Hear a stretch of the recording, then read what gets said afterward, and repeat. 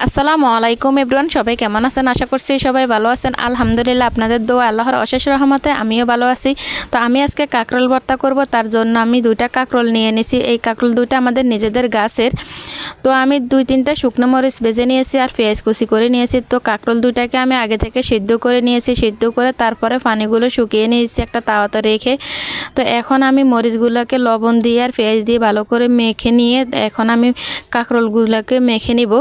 তারপর আমি এখানে সরিষার তেল দিয়ে দিব। তো আমার ভিডিওটা যদি ভালো লাগে থাকে লাইক কমেন্ট শেয়ার করে দিবেন আর সাবস্ক্রাইব করে আমার পাশে থাকবেন। আর হ্যাঁ, আমার একটা লাইক দিতে কিন্তু ভুলবেন না যদি আমার ভিডিওটা ভালো লাগে থাকে। আর এই তো এখন আমি এখানে সরিষার তেল দিয়ে দিব। তো সরিষার তেল দিয়ে আমি মেখে এখন ভর্তা, এরকম ভর্তা যদি বানিয়ে ফেলেন তাহলে 1 প্লেট ভাত খেয়ে ফেলতে পারবেন। এরকম ভর্তাটা অনেক মজা হয়েছে, অনেক টেস্ট হয়েছে। তো আপনারা রেহানা হাসান ব্লগসের সাথেই থাকবেন, সবাই ভালো থাকবেন।